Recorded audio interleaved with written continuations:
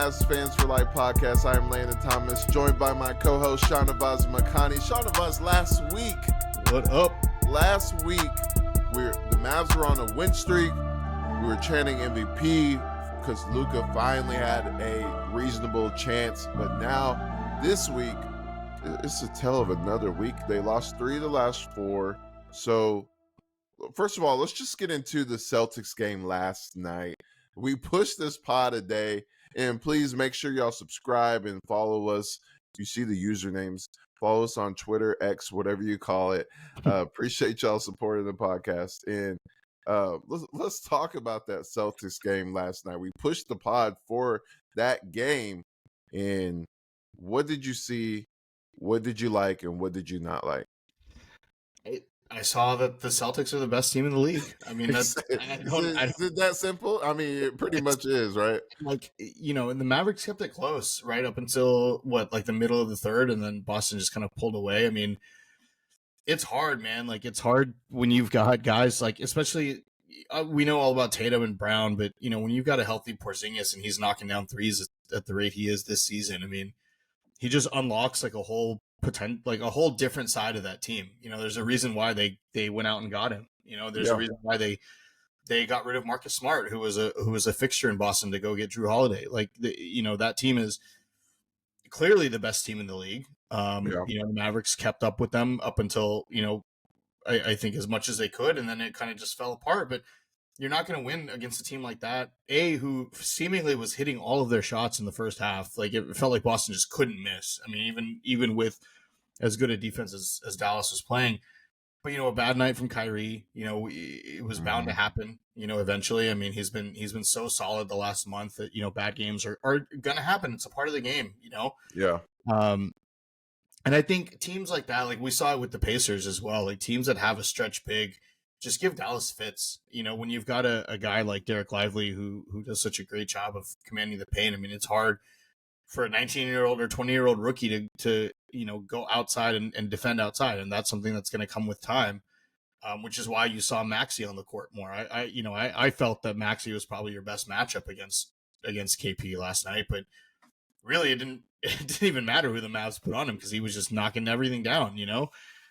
So it's kind of one of those games where it's like, yeah, it's somewhat of a measuring stick because it's against the best team in the NBA, but at the same time, like, we know what Dallas is. Like, you and I have talked about it. We said this team is a 7-6 seed, around that area, which is kind of where they are anyway. And they're not gonna win games against the Celtics and Nuggets and these top tier teams.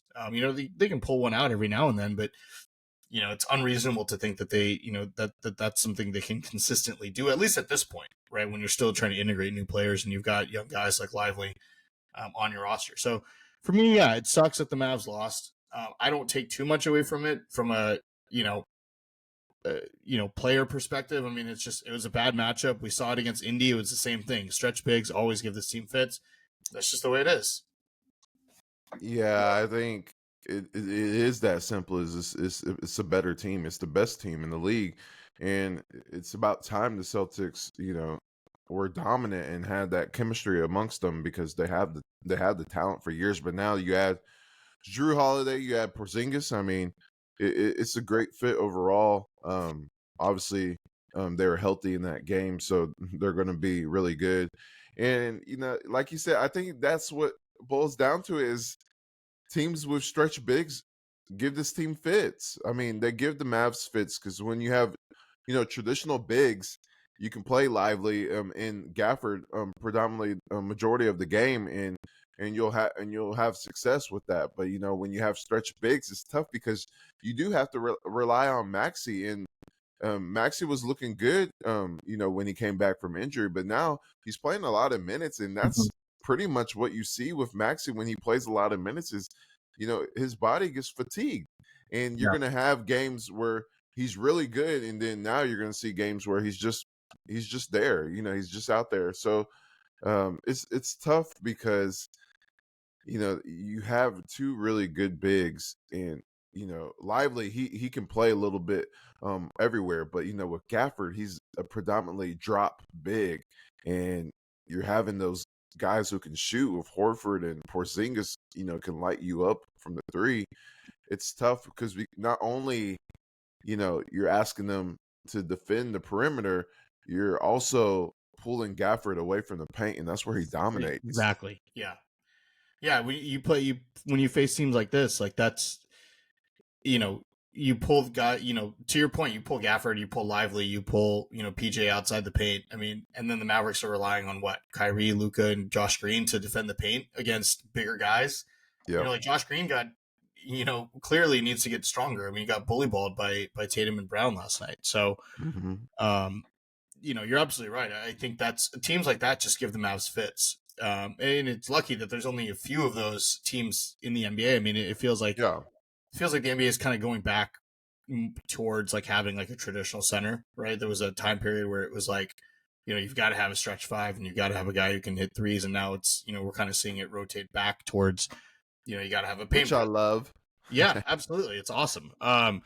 So I think, against a lot of teams, I think Dallas can match up well and be able to play the rotation that we want to see, right? Where you're just, you're kind of splitting up Lively and Gafford and, throwing in Maxey every now and then Maxey doesn't have to play the five, right? Maxey can play the four, which Mm. is probably better suited for. You don't have to go small ball, but it's matchup dependent, man. Like it's, you're not going to, Boston's in the East. You're only going to see them twice a year. Like, I'd be more concerned about how that goes against Denver, right? Like how does Dallas defend Jokic? Like what does that look like? And they're going to play Denver, I think, in a couple of weeks. So, Yep. that's going to be something interesting to see is how does that look, right? From a matchup perspective. I mean, when you're playing teams like the Pacers and the Celtics, it's hard to, I understand game planning is an aspect of it, but it's really hard to match up, when your core is built on Lively, defending the paint and having that interior defender. Then you play teams that pull out their center from the paint.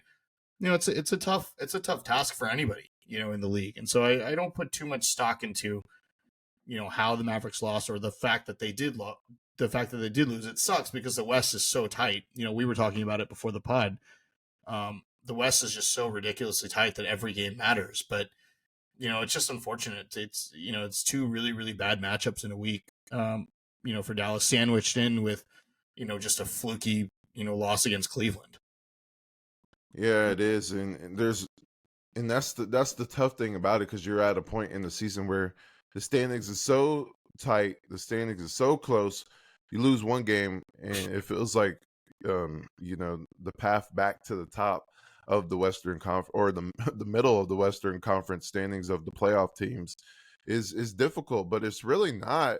You just have to really keen in and lock in on every single game, and that's what that's what the coach talks about. But as an outsider looking in, and you're watching this team prepare for each game, it is the pressure is getting on them. Like Yeah. you're starting to see where, okay, you lost to the best team in the league. I mean, you figured that would happen, but you just with Luka and Kyrie healthy, they have a puncher's chance. And when they get hot, it's hard to stop them. And like you said, Kyrie had an off night, so if Kyrie has an off night against the best team in the league, you're going to lose 10 out of 10 times because Yep. Luka and Kyrie have to be on their game against those type of teams. So when you look at just like tomorrow's game against the Sixers, you have to win that game because if you lose that game and you have the Lakers and Warriors right on your neck, I mean, we could potentially see the Mavericks drop to 9 or 10 in the next few days. And And that's they play the crazy to Warriors, think about how we were last week. and they play the Warriors 3 times in the next month. I mean, it's Ooh. that's huge, right? And Like, the Kings and the twice. Kings are back. This stretch for the Mavs, like I know the Mavs March said is they had tough. the third easiest schedule remaining. I don't know who was looking at that because this week is going to be brutal. Like this is a really tough stretch for Dallas. You got Philly obviously tomorrow. Then you got Chicago later this month. You have Philly, then you've got the Pacers, who we saw the Mavericks just couldn't contain Miles Turner. Right? Another stretch, yeah. Then Stretch you got to big. play. Then you got to play Miami, who's always just a good team, right? Miami's Yeah. always solid. Detroit, Chicago, sure, but then the Mavericks got to play the Warriors and the Thunder back to back. Then they got to play the Nuggets. Then they got to go up against the Kings twice, and then the Warriors another 20. Like this is not an easy stretch for Dallas by any means. Well, this is not only is it not an easy stretch, this is the stretch of the season. Yeah, Because you really, the games that you just listed, you're really talking about Mavs are going to be the 5th seed or they're going to drop. I mean, because when you look at the teams around them, the Suns, the Pelicans, the Kings, the Lakers, and Warriors, those teams are hot right now. yeah, And it's not like the Mavs are, you know, obviously the Kings are struggling, but the other teams are hot, and especially the Warriors and Lakers behind them. The Warriors are 8-2 in their last 10 games. The Lakers are 7-3 in their last 10 games. Obviously Mavs are 7-3, but they lost 3 of the last 4. So it's trending in the wrong direction. I'm not saying panic. It's not to that extreme. It's just take care of business. yeah, That's what it is, especially at home, because they're about to have the home games. So yeah. I you know, just I think it's just a rough. I mean, you're talking about bad matchups. There's always that. and they were on the road. And it's the road. Like there's certain teams that you just don't match up well against, right? Like Golden State doesn't match up well against teams with size, right? Like we've seen Denver. They Yep. haven't won in Denver like 10 tries. Like they haven't beaten the Nuggets, something like that in 10 games. We see teams with size, which is ironic because that's how Golden State beat the Mavs in the conference finals, was with just bullying Kevon Looney. But Looney, yeah. um, He doesn't even play anymore. he doesn't play. Yeah. So, I mean, Golden State has trouble with teams with size, right? The Lakers, if LeBron doesn't get hot, like that team, is wishy-washy. We've seen the Clippers now lose, some pretty big games. I mean, Yeah, they're 5-5 in the last 10. like certain teams just don't match up well against other teams. And I think the Mavericks, unfortunately, kind of ran into that stretch where you've got guys like Miles Turner, you've got KP, like pick and pop fives or centers. Just give this team fits, and it's hard because Lively is such a good young player, Mm-hmm. and really you're just taking advantage of his inexperience guarding on the perimeter, which is, I mean, that's what basketball is, right? You exploit your matchups. Yeah. So it's going to be interesting, right? Like you're right, like the against Philly tomorrow, Dallas has to win that game. Like Philly's reeling. Philly hasn't been playing well. I think they're 4-6 in their last 10. Yeah. No Joel Embiid. They beat That's the him game. last time. Yeah, it's a game the Mavericks have to win, and then you've got to win these easy games, like against Chicago. You've got to win. You play Charlotte, you got to win that. Like there's going to be playing Golden State and Oklahoma City back to back is going to be really tough in 2 weeks. Like, and then not to mention, then you've got Denver the next game. So Yeah. this is a stretch where if you're Dallas, you've got to win the games that that you're supposed to win, and then bring out your best ball for for these other playoff teams. And that's the problem because, usually in this type of stretch, we would say, like, let's see them split, Yeah, but now you can't split. You got to win, you got to win most of those games. I mean, I'm not saying they will, but I'm saying you have to have that mindset yeah, of winning most of those games because, if you lose, let's say they lose against the Sixers or in the Pacers and the Heat, you're in the 10th seed and you don't want that. So, you got to, this is where you lock in and have those conversations. I mean, this is an open group. The team is very close knit with each other. This is where you have those type of conversations. Say, hey, we lost this game, but we have a game tomorrow. That's the best thing about basketball. We have a game every other day. So yeah, let's lock in against the Sixers tomorrow. Let's make sure that we take care of business early. And that's where I want to see this team is. I want to see Kyrie have a bounce back game. And I want to see, I really want to see just uh just them make their shots. I want to get back to seeing Hardaway make shots, Maxey make shots, the role players. Josh Green, yeah, he had 2 points. I want to see him, get his confidence back. That's the problem because I said this before the Celtics game is, for Luka's MVP campaign and for this team to be considered contenders, like real contenders, not just because of a win streak, they have to beat elite teams and yeah, they have to, they have to lock in and make sure they're out of the play-in because that's what they are. Because you cannot have your whole entire 82 game season come down to a play-in game against LeBron, against Yeah, Steph Curry, it's not against not ideal. Fox and Sabonis. I mean, especially if Fox and Sabonis is on at home. You can't, because those Sacramento Kings fans, you can't take them lightly. Yeah. So it's just, you can't have your whole season dependent upon one game. That's why it's a great thing to have the play-in, because you have that obviously viewership with the NBA, and then just it's like March Madness. But when it's your team, it's not fun at Mhm. all, because Yeah. you went through that and you got the 7 or 8 seed, and now you got to fight for your playoffs. And if the Mavs do fall in that, right? If the season ends and they're in the play-in, I mean, I'll take my chances with With Luka Luka and and Kyrie, right? yeah. Like But on the against road, you would want a home game. oh yeah, you'd want a home game for sure because That's playing tough. in Golden State, in LA, in Sacramento, like those not ideal, right? Um, Yeah.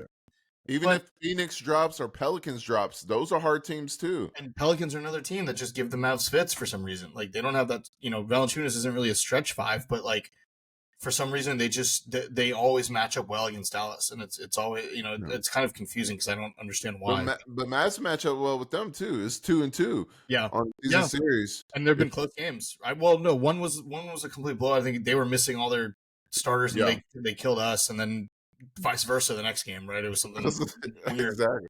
Um, I just I'm like I watched Dallas, and sometimes I feel, especially last night. You look and you watch, and I feel like this team is still, and I don't know what it is. I don't know how to explain it, but I feel like it's obviously Luka gets going, and Luka does his thing, but it's like when the shots aren't falling, this team just seems like they lack confidence. And the defense played relatively well, Mm, up until kind of middle of the second half, but it's like the yeah, frustration, you can kind of see it, on with the Mavs, like some of the rebounds weren't going their way. Boston was just hitting every shot. It's kind of like as a person you get like as fans we get frustrated watching it, right? We're like, yeah, how are they hitting this? Like Drew Holiday hitting fadeaway threes from the baseline, like it's kind of like like how is that even going in? that was tough. Yeah, And I can only imagine how difficult it is if you're an opponent, if you're a player and you're like, I'm doing everything I can and this keeps falling, and then you kind of you start pressing and you start things just don't go your way, and it's unfortunate, but it just feels more often than not that the Mavericks get a little kind of caught up and frustrated when things don't go their way, right? You can kind of see it. I think we saw it a little yeah, bit against Indiana. We saw it against Cleveland. You saw it against Boston.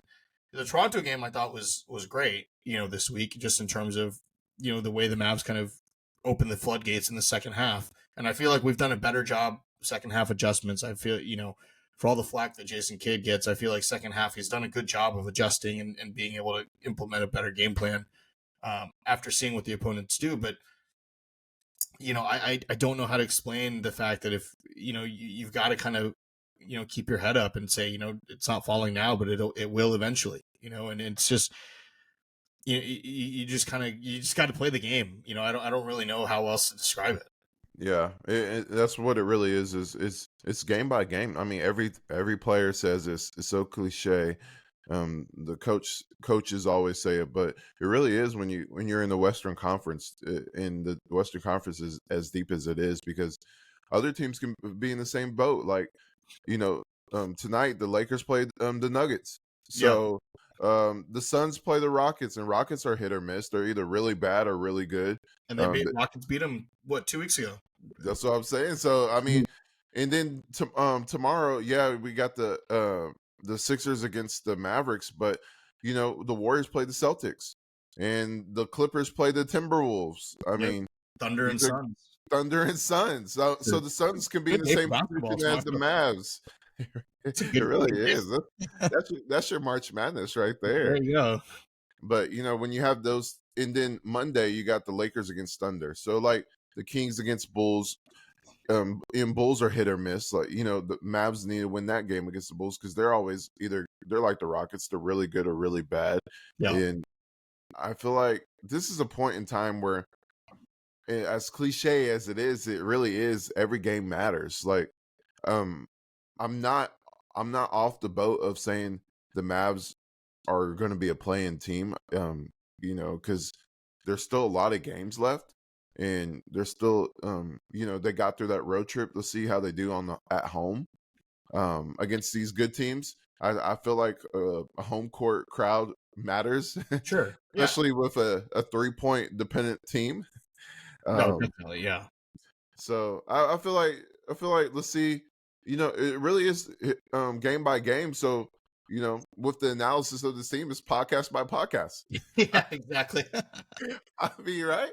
Because last week we were talking about all the good things that were Oh happening, boy, we were and on the now we're MVP talking. boat. We were just, it's funny how the 7-day stretch can really change things, It's like, and you're right, it's game by game. Like it's just the nature of the NBA. Like not everyone's Boston where you're only going to lose what 12. They've lost 12 games all year. They're probably going to lose 15. Like this team is that team is dominant. Yeah, It's just. But you look at the West. I mean, Minnesota's lost some games that they shouldn't have. OKC's lost some games. We've seen the Clippers recently. You mentioned they're 5-5 in their last 10. We've seen Denver get outplayed sometimes. It's the nature of the NBA, man. Like teams are good. yeah, It is what it is. Like I didn't expect Dallas to win that game. Against Boston, I thought they could keep it yeah. Of close. course, I was watching it with a buddy, and I said if they keep it within 10 at halftime, they've got a shot. And it they looked that way. did.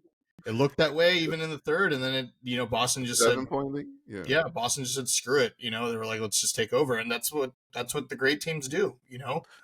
I We've will seen give them credit though. They got it down to 4 at one yeah, point in the game, and that's where you're like, okay, this team is starting to. Even though they might lose this game, they're at least giving them a fight. But that second half was tough. yeah, and they got it down to 4 with Kyrie having a bad game, with Josh That's Green true. having a bad game, with Yeah. Maxey not playing well. I mean, so there's a lot of positives. I understand it's hard because it's and everyone wants to blame Jason Kidd and everyone wants to blame Tim Hardaway Jr. But if you look at it, like the Mavericks were never supposed to win that game. Like let's be honest, with ourselves. And they played well even with majority of the team outside of PJ Washington, Luka, and Derek Lively. I feel like everyone was kind of off last night. Like, felt like everyone else on the roster was was missing something. So And that's especially tough because that's national TV game, and I told yeah, you, man, when it's national TV game, they have to step up because that's why they're not talked about. I mean, you were starting to see it with the win streak a little bit, but that's why they're not talked about because they always dominate the local games. yeah, The national it's TV, never it's like, oh, yeah. No, that's a good point. And look, we've seen Dallas do what Boston did, right? Hold a close lead into halftime, and then second half just kind of pour it on. We saw them do it against Toronto. We saw them do it against Phoenix, a week ago, or 2 weeks ago. So Dallas can do it. I just really think Celtics are just a bad matchup, man. Like this was just a tough stretch for Dallas with with poor matchups, teams that just have an advantage over them, with respect to the way they play, being able to essentially go 5 out. I think that's where Dallas gets in yeah. trouble Hmm. because they can't defend, with guys like Lively and Gafford, like those guys are not built to defend 5 out teams. So how do you fix that when? So let's just say what Kid's doing now when you're playing Maxi Moore. How do you fix that if he has a bad game like last night? I Yeah, mean, I mean, I think Lively will get better, right? I think yeah, we forget he's 20 and he's a rookie and he just turned 20. yeah, Like that's gonna come. Gafford's been in the league long enough where we know he's not a good, perimeter defender. So him getting less minutes against teams like that, it is completely understandable, and no, yeah. it makes sense. And I think But Maxi, this season, how do you fix it?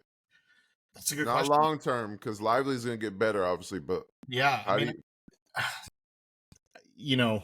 that's a good question. I mean, Because the East, I guess, in the playoffs with the West, you don't have a lot of no, 5 out in the you West. don't. That's the good thing. So just make the playoffs, Just make the playoffs. You're no fine. matter what. Even That's if how you're you the fix 8th it. seed, because Yeah, you might play the Thunder, which I like that matchup, or the Timberwolves is going to be tough, but you still have a chance. even the Wolves, like they don't. I mean, Gobert doesn't play on the perimeter, right? So I'll take my chances with Lively against Gobert, right? The Yeah, Thunder, I think we match up fine with. Like we've seen kind of back and forth with both of those teams. I mean, Denver is Denver, right? Reigning champs, presumptive MVP in Jokic. and the Clippers don't play 5. So I feel like it's primarily in the East, and again, it's probably just Boston and Indy. I mean, I'm trying to think of other teams, Philly maybe, but that's with Embiid healthy. Kind of plays that 5-out style a little bit because of Well, obviously Pacers.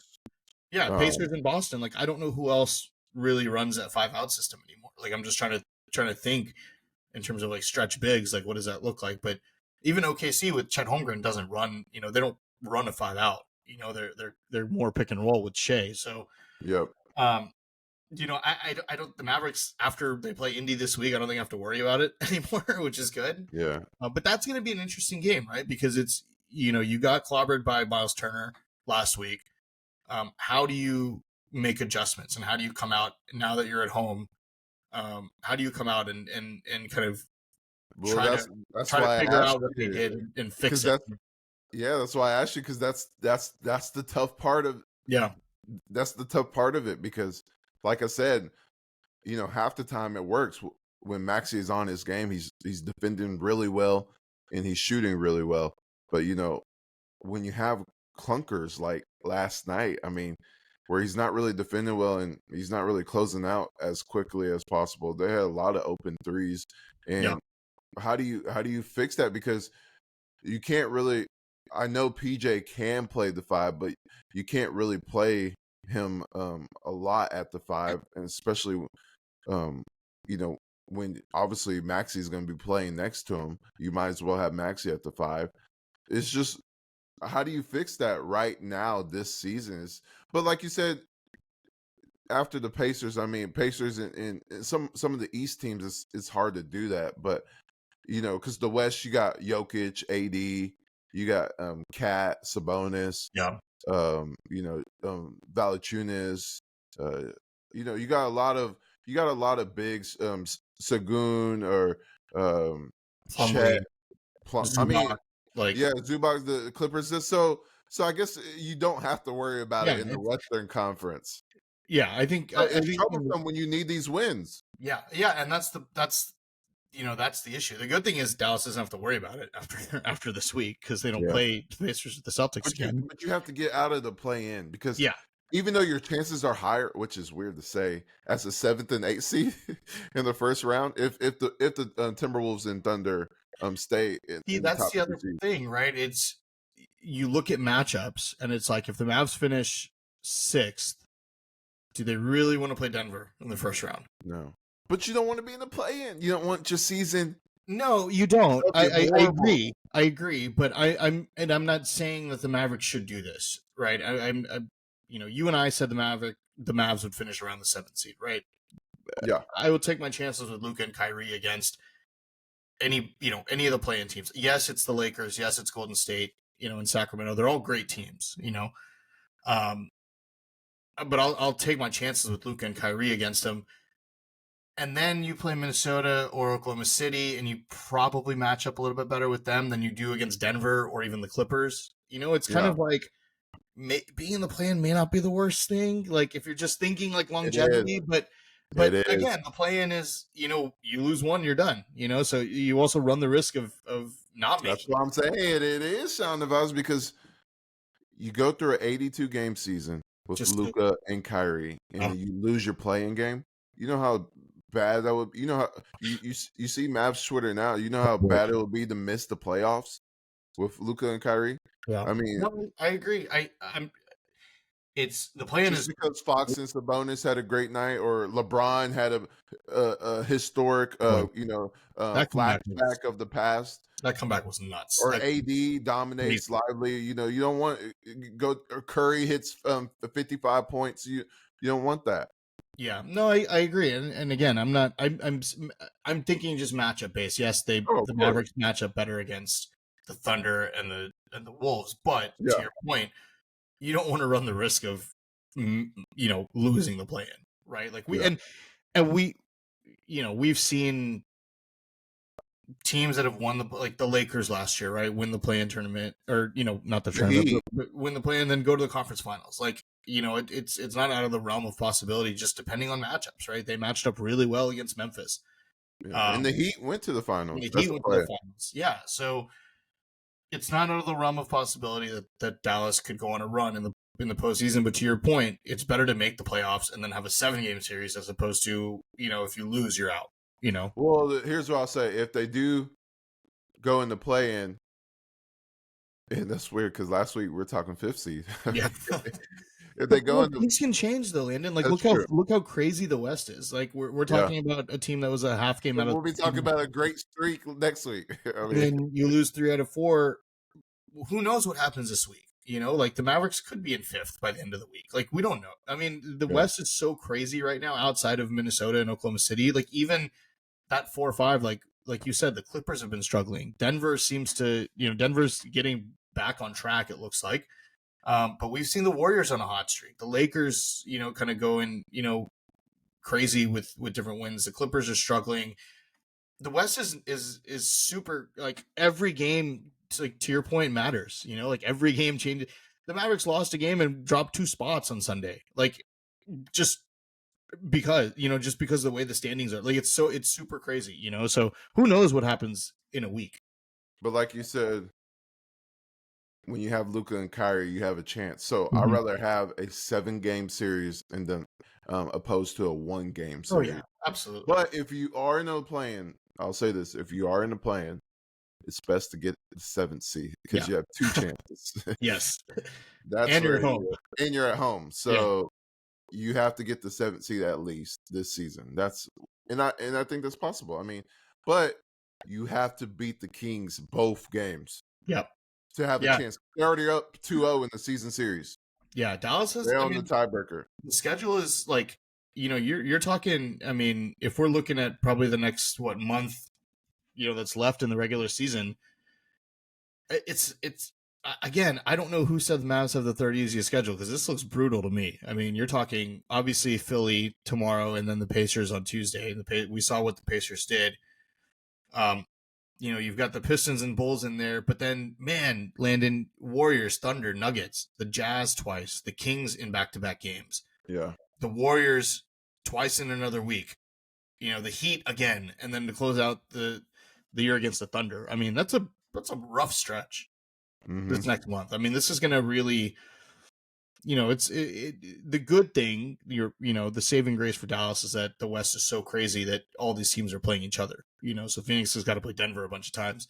OKC's got to play Phoenix. The Lakers, the War, like all these teams are going up against each other. So really, you've got to kind of hope that other teams struggle, and then you've just got to win your games, man. And you've got to players outside of Luka and PJ and Kyrie have got to step up over this next month.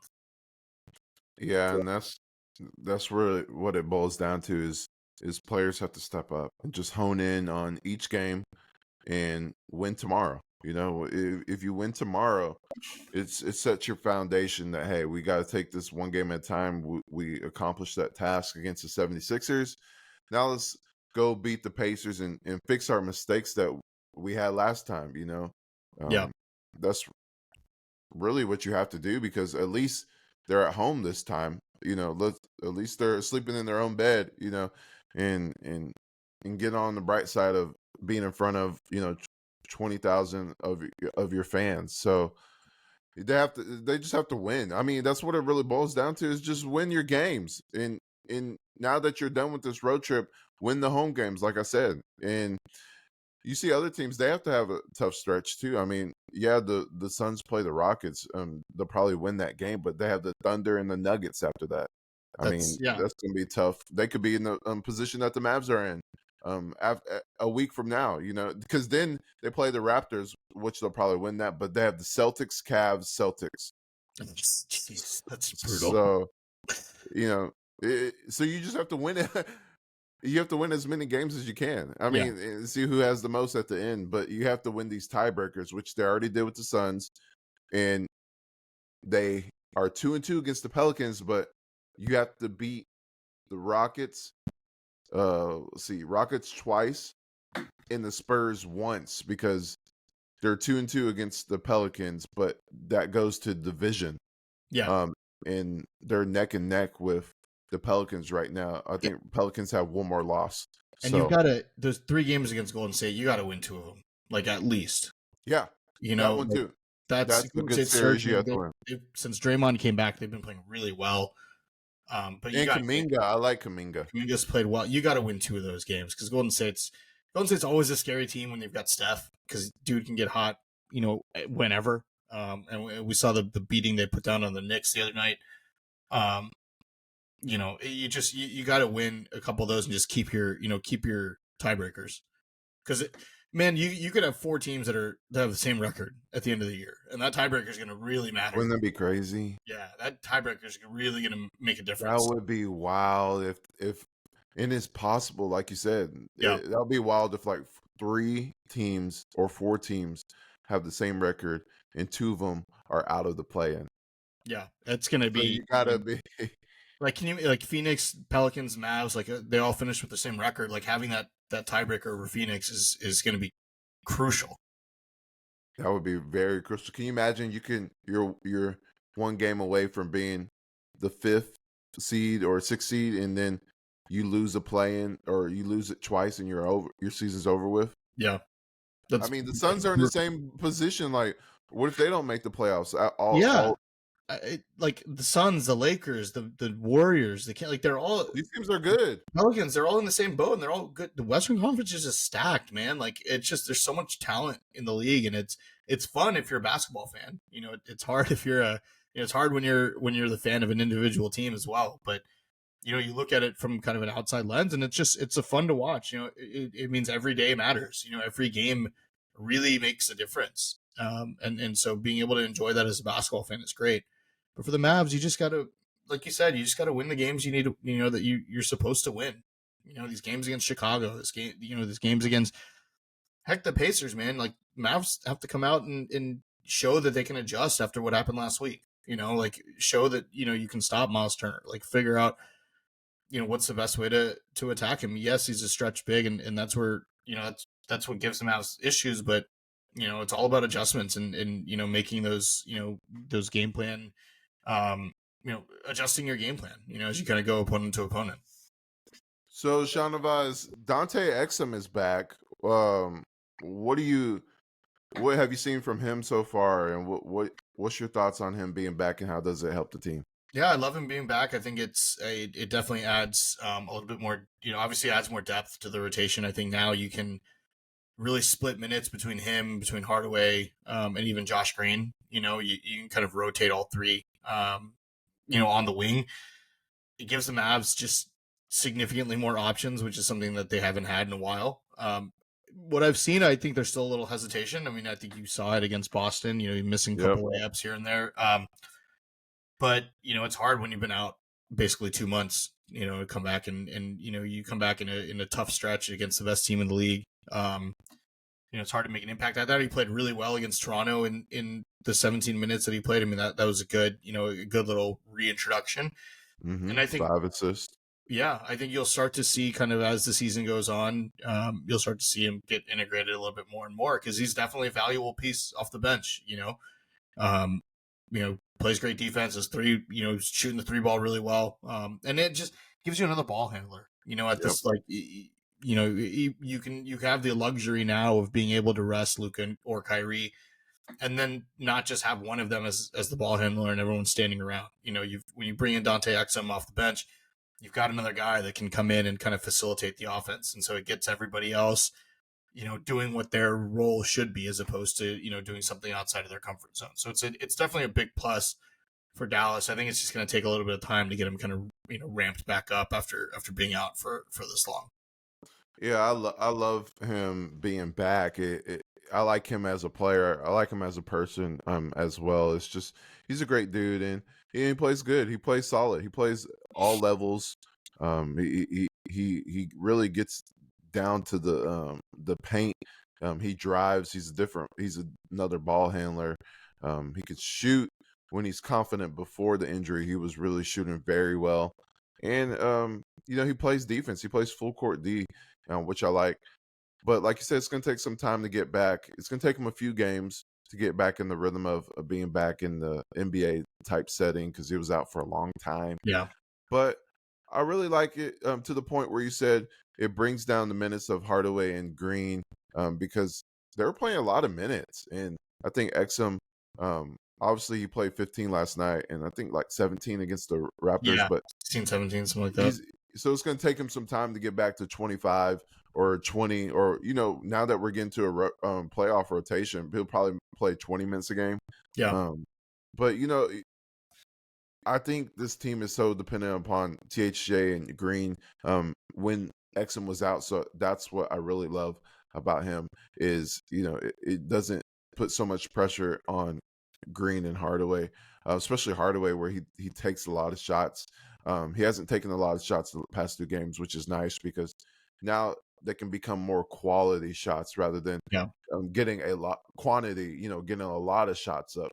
So I like it. I like Exum, but do you see a point where he plays where his minutes gradually go up and play more than Green, or do you see a potential chance of him getting back in the lineup? Because Green, he does so well as a glue guy and shooting Mhm. corner threes, but when Exum was in the starting lineup when he was playing well, it was really nice to have 3 ball handlers at the same time Yeah. rather than two all the time on the court.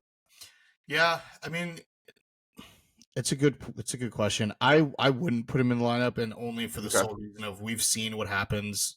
Um, when Josh Green's kind of yanked out of that starting lineup, like that's true. he's built so much confidence this season. I think and yeah, he's struggles against bigger guys like Jaylen Brown last night. But we've seen a lot of improvement out of Josh Green. Yeah, I've been pleasantly surprised and definitely happy. With his progression. I just think you can't pull him out at this point like that. You're just going to shoot the guy's confidence completely down. We saw it last year. Kind of what happened. I think you just keep this continuity, and honestly, I think bringing Exum off the bench gives you a little bit more. It gives you the ability to be a little bit more fluid with mm, your minutes, right? As yeah, opposed to keeping him in the starting lineup, because then you're pulling Kyrie or Exum or Luca for Green and Hard. Like I feel like bringing in Exum off the bench, kind of run that second unit or man that second unit. Is more advantageous for Dallas than it is to keep him in the starting lineup. So I would like to see the rotation stay the same. At least the yeah, lineup stay the same right now. But yeah, ramp up his minutes as we get towards the end of the year. I mean, there's going to be games where he's going to be called on to do a lot. Especially depending on defensive matchups. When you go up against the Warriors. When Clay comes off the bench. You bring in you kind of counter that with Dante. And bring yep. Exum off. So I think it's as we get into these kind of Western Conference battles as the year goes on, we'll start to see his minutes ramp up. But I would bring him off the bench at this point. I think it gives you more options. Well, that's a good point. With Josh Green's confidence and continuity having a role, Yeah. um, because that's also what hurt PJ Washington in Charlotte not having a role. His role was different every few games. Um, so I think that's a good point. And even though I like Exum more as a starter, but your investment in Josh Green, especially financially, and then also his trajectory as a first round pick, Mhm. you want to see him succeed in these type of settings.